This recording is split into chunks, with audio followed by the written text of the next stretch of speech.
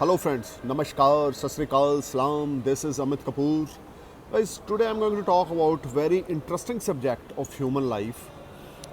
ये एक ऐसा सब्जेक्ट है कि इसके साथ हमारी ज़िंदगी जुड़ी हुई है। बहुत सारी ऐसी चीज़ें हैं इस सब्जेक्ट के अंदर आती हैं जिससे आदमी की लाइफ सेटल होती है।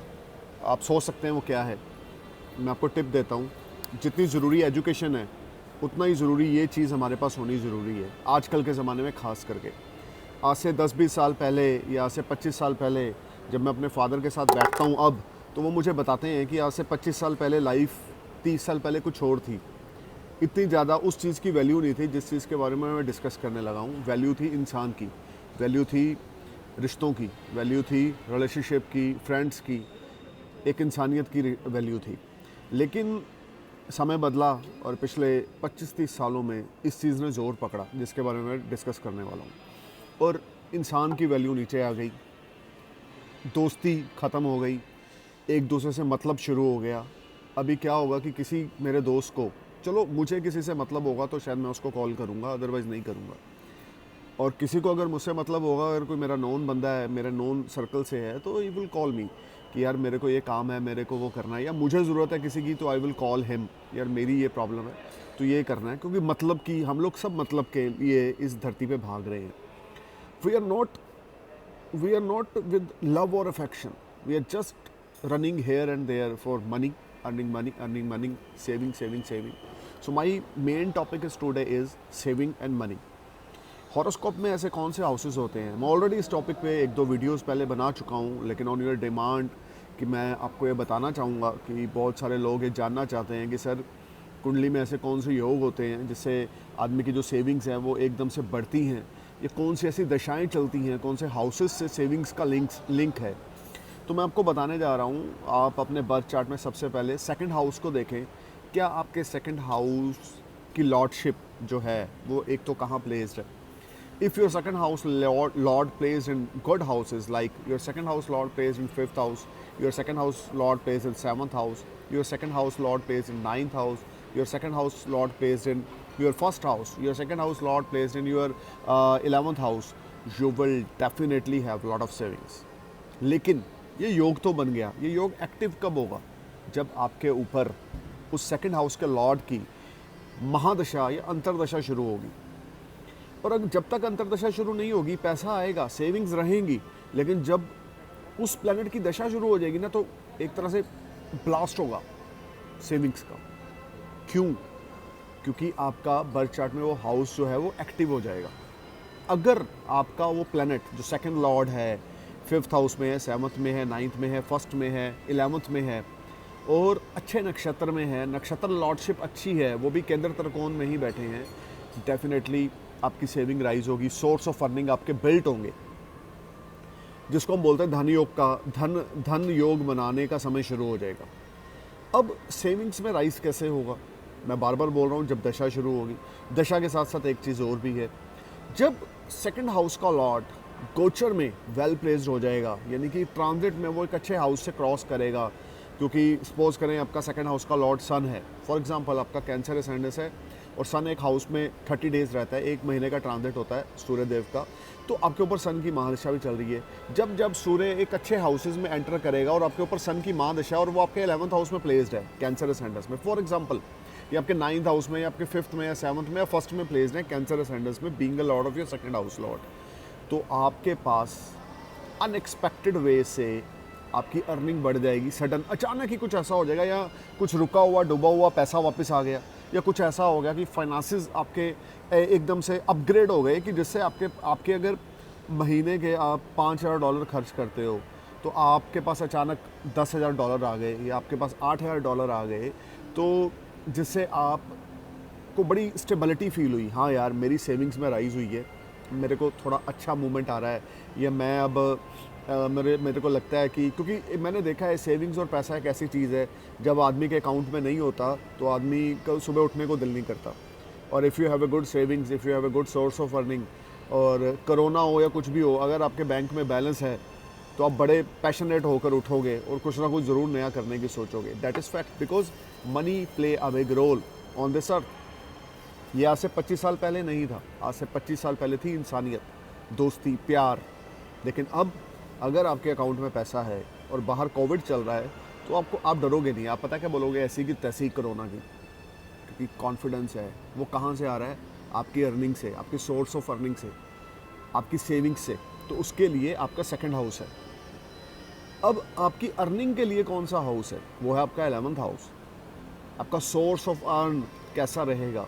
सपोज करें ये कोविड का टाइम चल रहा है, मैं वीडियो बना रहा हूँ इस समय, कोविड का टाइम चल रहा है, बहुत सारे लोग, मेरे हिसाब से 10-12 करोड़ लोग अनएम्प्लॉयड हो चुके हैं और काफ़ी लोगों की सैलरी 40% 60% कट हो चुकी है और बहुत सारे लोगों का बिजनेस चौपट हो चुका है। लेकिन आज भी अगर जब मैं कंसल्ट करता हूँ, जो लोग डेप्स के अंदर हैं, जो लोग लोन के अंदर हैं, वो लोग फ़ोन पे ही रोना शुरू कर देते हैं। क्यों? क्योंकि माइंड जो है वो पैसे से कनेक्टेड है, रिश्ते से, धर्म से, दोस्ती से, प्यार से, इंसानियत से कनेक्टेड नहीं है। और अगर मैं किसी ऐसे बंदे से बात करता हूँ जिसकी नौकरी नहीं है लेकिन उसके पास अच्छी सेविंग है, फॉर एग्जांपल, या उसको पता है कि मैं आने वाले 1 साल तक सिक्योर हूँ, मेरे को अर्निंग हो या ना हो, या मैं सिक्योर हूँ, या कोई बिजनेसमैन भी है, उसको ये है कि मैं बैंक करप्ट हूँ लेकिन मेरे पास पैसे हैं, बैंक को छोड़ो, मेरे पास तो है ना खाने के लिए, तो मेरे लिए साल निकल जाएगा। तो उनकी बातचीत करने का तरीका डिफरेंट है। सो मेरा ये मानना है, धरती पे money is a second God. जो मैंने ऑब्ज़र्व किया खास करके पिछले 6-7 महीनों में, या जो मैं अपने फादर से सीखता हूँ, कि आज से 25-30 साल पहले का जो लाइफस्टाइल था लोगों का, कि लोग किसी को देखते थे खड्डे में गिर रहा है तो उसको निकालने की कोशिश करते थे। आज का क्या लाइफस्टाइल है? फटाफट मोबाइल उठाएंगे, उसकी वो फ़ोटो स्नैप खींचेंगे, सेल्फी खींचेंगे और फेसबुक या इंस्टाग्राम पे अपडेट कर देंगे, देखो वो खड्डे में गिर गया या गिर रहा है, स्लोली वीडियो बनाकर उसको पोस्ट कर देंगे, क्योंकि इंसानियत मर चुकी है। उसको एफर्ट नहीं करेंगे बाहर निकालने की। चलो खैर, मेरा मेन सब्जेक्ट है पैसे का। तो अगर आपका सेकंड हाउस स्ट्रॉन्ग है, या सेकंड हाउस का लॉर्ड स्ट्रॉन्ग है, you will definitely grow in your second house Lord दशा। अब यहीं पर 2-3 चीज़ें और हैं। अगर आपका सेकंड हाउस लॉर्ड अफ्लिक्टेड है एनी मैलेफिक प्लैनेट के साथ, और आपका second house Lord benefic planet है, सपोज करें सन, जुपिटर, मरकरी, मार्स, ये आपके प्लैनेट्स हैं बेनिफिक्स, मून, ये 5 प्लैनेट आपके बेनिफिक हैं, और ये राहु केतु के एक्सिस में जाकर बैठे हैं, ये शनि के साथ जाकर बैठे हैं। यानी second house Lord placed in any house with conjunction with any natural malefic planet like Rahu, Ketu, Saturn. So if you have that type of condition, तो आपको उस तरह की राइजिंग या उस तरह की सक्सेस नहीं मिलेगी जो आप डिजर्व करते हो। खास करके अगर आपका सेकंड लॉर्ड राहु केतु के एक्सेस में जाकर बैठ गया, तो उस दशा में वो रिजल्ट्स नहीं मिलेंगे जो आप एक्सपेक्टेड हो, या जो आप सोचते हो कि हाँ यार मुझे मिलने चाहिए, या इस रिजल्ट्स का मैं हकदार हूँ, क्योंकि आपका बेनिफिक प्लैनेट का कंजक्शन हो गया मैलेफिक के साथ। जब भी बेनिफिक प्लैनेट का मैलेफिक प्लैनेट के साथ कंजक्शन होगा ऐसी सिचुएशन में, और बेनिफिक प्लैनेट एक अच्छे हाउस का लॉर्ड होगा, नो डाउट थोड़ी सी ग्रोथ आपको देखने को मिलेगी, लेकिन वो 25% होगी। नेचुरल मैलेफिक और नेचुरल बेनिफिक जब कंजक्शन में बैठते हैं, तो जो अच्छा प्लैनेट होता है ना, उसकी खूबियाँ थोड़ी कम हो जाती हैं। जैसे अब मैं एक मिसाल देता हूँ आपको। सपोज करें आपके सामने 10 लीटर दूध पड़ा है, उस दूध में एक बूंद आप जहर का डाल दें, तो क्या होगा? सारा दूध जहरीला हो जाएगा। उसी तरीके से if Jupiter, sun, moon, Mars, Mercury being a lord of your second house and conjunction is with any natural malefic like Rahu Ketu, I'm not talking about Saturn here, I'm talking about Rahu Ketu, natural malefic, अगर उनके साथ Jupiter, sun, moon, Mars, mercury का conjunction हो जाता है और वो आपके सेकंड हाउस के लॉर्ड हैं और उसकी दशा चलती है, दशा चलने के बाद आपको सिर्फ 20, 25, 30% इंप्रूवमेंट दिखेगी, क्योंकि वो नेचुरल मैलेफिक के साथ कंजक्शन में है, तो वो उस तरह का उसको आगे बढ़ने नहीं देंगे। और यहीं पर एक और सिचुएशन लागू होती है। सपोज करें आपका कैप्रिकॉर्न असेंडेंस है, I give you one example, second Lord is Saturn and Saturn is conjunction with Rahu Ketu in any house in your birth chart. Listen me properly. You have a Capricorn ascendant. Your second lord is Saturn. Saturn is in conjunction with Rahu Ketu. Like for example, your second lord plays in your 5th house with Rahu. Yani Saturn being a lord of your second house, a lord plays in 5th house, 7th house, 9th house, 11th house with Rahu. जब भी malefic planet किसी natural malefic के साथ जाकर बैठेंगे तो वो उस प्लैनेट के जो रिजल्ट्स होंगे उनको इन्हेंस कर देंगे। आई मीन टू से if Saturn and Rahu conjunction, if Saturn Ketu is in conjunction, then तो सैटर्न्स की जो पावर होंगी, सैटर्न की जो पावर होगी वो और ज़्यादा बढ़ जाएगी, उसके अंदर पावर आ जाएगी और वो अपनी दशा में या महादशा में आपको वो रिजल्ट दे देगा जो आप एक्सपेक्टेड ही नहीं होगे। शायद कुछ ऐसे एस्ट्रोलॉजर आपको प्रेडिक्ट करेंगे, यार यहाँ पर शनि आपका राहु केतु राहु के साथ है तो प्रेत श्रापित दोष में आप पैदा हुए हो। Forget all this. शनि और राहु की युति, नो डाउट राहु शनि की छाया है, केतु मंगल की छाया है, या उन बोल सकते हैं उनकी परछाई है। लेकिन जब भी नेचुरल मैलेफिक प्लैनेट मैलेफिक के साथ ही कंजक्शन में जाएंगे, मैं आपके बर्थ चार्ट की बात नहीं कर रहा, फॉर एग्जांपल दे रहा हूँ, नेचुरल मैलेफिक के साथ ही कंजक्शन में जाते हैं तो वो दूसरे प्लैनेट की पावर्स को और इन्हेंस कर देते हैं। And when benefic planet is in conjunction with malefic, natural malefic, तो वो उनकी पावर्स को कम करते हैं। जैसे सूर्य को राहु से ग्रहण लगता है, चंद्रमा को केतु से ग्रहण लगता है, और you know Mars and Rahu is not comfortable, हाथी और महावत for example, and moon and Rahu is not comfortable in conjunction, and Mercury and Ketu is not comfortable. Mercury is Rahu is in average because they are little bit friendly relation, because Mercury is a impotent planet. Mercury don't have any power. Mercury is no male, no female. It's a impotent. नपुंसक है बुध। बुध को power चाहिए या तो सन की या किसी भी अच्छे प्लैनेट की, सन की, वीनस की। ये जो दो पावर्स अगर बुध को मरकरी को मिल जाएं तो मरकरी अपनी पावर में आ जाता है।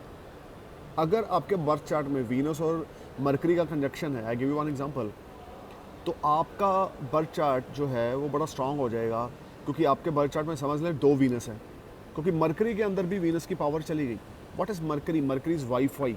Mercury transformate one planet power with other planet. If you have a Mercury between 2 other planets, like you have a 3 planets in conjunction and Mercury is also placed with 3 planets, तो mercury का role क्या होगा? Suppose करें आपके horoscope में Mars mercury Venus का conjunction है, तो मरकरी मार्स की पावर्स को वीनस तक भेज रहा है, वीनस की पावर्स को लेकर थोड़ी सी अपने पास रखता है और मार्स तक भेज रहा है, क्योंकि Mercury play a role like you can say कि एक वाईफाई जिसको हम 10 डिवाइस पे अपने घर में अपने ऑफिस में चला सकते हैं। तो मरकरी एक दूसरे की पावर्स को एक दूसरे के साथ एक्सचेंज करने में हेल्प करता है। तो अगर आपका सेकंड हाउस का लॉर्ड मरकरी है और वो राहु केतु के एक्सेस में जाकर बैठ गया फॉर एग्जांपल, तो और आपके ऊपर 16 साल की दशा चल गई, आपका लियो असेंडेंस है और आपका सेकंड हाउस का लॉर्ड मरकरी है और आपके ऊपर 16 साल की दशा चल गई मरकरी की, तो नो डाउट आपको दिखेगा, क्योंकि 11th लॉर्ड भी है, सेकंड लॉर्ड भी है और वेल प्लेस्ड है अगर, तो आपको दिखेगा ग्रोथ हुई है, लेकिन वो ग्रोथ 25% होगी। अब यहीं पर लियो असेंडेंस हो, सेकंड और 11th लॉर्ड मरकरी हो, सन के साथ कंजक्शन में जाकर बैठ जाए, सपोज करें, तो क्या कहने, आपकी बल्ले बल्ले सारे थले थले। उस 16 सालों में you will become a million trillionaire, you will earn lot of money, respect, gains, links with higher authority. Second house play a very big role in your savings, in your you can say your family assets, your gold, your silver, your money. If you have a strong second house and if you have a good placement of the second house lord in your birth chart, there's no any conjunction with the second house lord benefic planet with natural malefic planets, you will definitely rise a lot and आपकी savings हर दिन बढ़ेगी, आपके पास बहुत पैसा आएगा, बड़ी तरक्की होगी, उन्नति होगी, आपको पता ही नहीं लगेगा ऑटोमेटिकली कब आप चीज़ों में कम बैक कर गए अपनी लाइफ में। अगर कोई बीती दशा ख़राब थी और उसके बाद जो दशा आई वो आपके लिए अच्छी हो गई। तो कहने का मतलब ये है, आप अपने बर्थ चार्ट को किसी भी अच्छे एस्ट्रोलॉजर से कंसल्ट करवाएं और वो आपको बताएंगे कि कौन सी ऐसी दशा आने वाली है आपके बर्थ चार्ट में जब आपके पास बिग अमाउंट ऑफ अर्निंग और बिग अमाउंट ऑफ सेविंग्स होगी, आपकी रिस्पेक्ट होगी, आपकी मान इज़्ज़त बढ़ेगा, आपको शोहरत मिलेगी, सक्सेस मिलेगी, अचीवमेंट्स मिलेंगी, फैमिली में आपकी इज़्ज़त बढ़ जाएगी, आपकी फैमिली की ग्रोथ होगी। Second house play a big role in it is like a all around growth, like a materialistic things. कैसे? बच्चे का पैदा होना, शादी होना, आप बोलोगे वो 5th हाउस है, 7th हाउस है, सेकंड हाउस भी रोल प्ले करता है। अब यहीं पर 25% हिडन सेविंग्स 4th हाउस में भी है। आप ये चीज़ समझें, 25% हिडन सेविंग्स 4th हाउस में भी हैं। Astrology play a big role, but second house तो 100% ही आपकी सेविंग्स, आपकी फैमिली, आपकी growth, relationship with your family, relationship with your father mother, ये सेकंड हाउस है. Your gold silver, you can say second house is a house of your family assets, movable assets, sorry. It is not like a property. Second house is like a FDs, bonds, mutual funds. For example, आप बड़े हुए, आपके father ने अचानक से आपको $50,000 के stocks दे दिए कि भाई ये मैं तेरे डीमैट अकाउंट में ट्रांसफ़र कर रहा हूँ, मेरे पास पड़े हैं, तो अब मेरा धरती पे समय पूरा हो रहा है, तो मैं धरती को छोड़ रहा हूँ, तो ये मैंने जो ज़िंदगी में कमाया है ये मैं तेरे को दे रहा हूँ. वो आपका सेकंड हाउस है. प्रॉपर्टी फोर्थ हाउस है. लेकिन जो आपको ऐसी चीज़ मिल रही है जिसको आप आधे घंटे में, 1 घंटे में कैश कर सकते हो या 1 दिन में कैश कर सकते हो, वो आपका सेकंड हाउस है. सो किस तरह के एसेट्स आपके पास लाइफ में रहेंगे, ऐसी कौन सी दशा आपके पास आएगी, आपकी लाइफ में आएगी या नहीं आएगी, कि जब आप एकदम से नीचे से टेक ऑफ करेंगे. और ऐसा टेक ऑफ करेंगे एक बार कि लोग भी बोलेंगे कि हाँ यार, इसको बोलते हैं अच्छा समय. वो कब आएगा? Must consult with your nearest astrologer if you want to grow in life. What is astrology? Astrology is root of your life. It's a map of your life. मैंने एक जगह से दूसरी जगह पे जाना है, मुझे एड्रेस पता है, रास्ता नहीं पता, तो मैं अपने कार के GPS में नेविगेटर यूज़ करूँगा, उसके अंदर गूगल मैप में एड्रेस डालूँगा और उसको बोलूँगा मुझे डायरेक्शन दिखाए, और वो मुझे डायरेक्शन दिखाएगा. मैं इजीली उस जगह पहुँच जाऊँगा. Astrology and astrologer is like that. Thank you for watching my channel. Thank you for watching my video. नमस्कार, सत श्री अकाल, जय हिंद.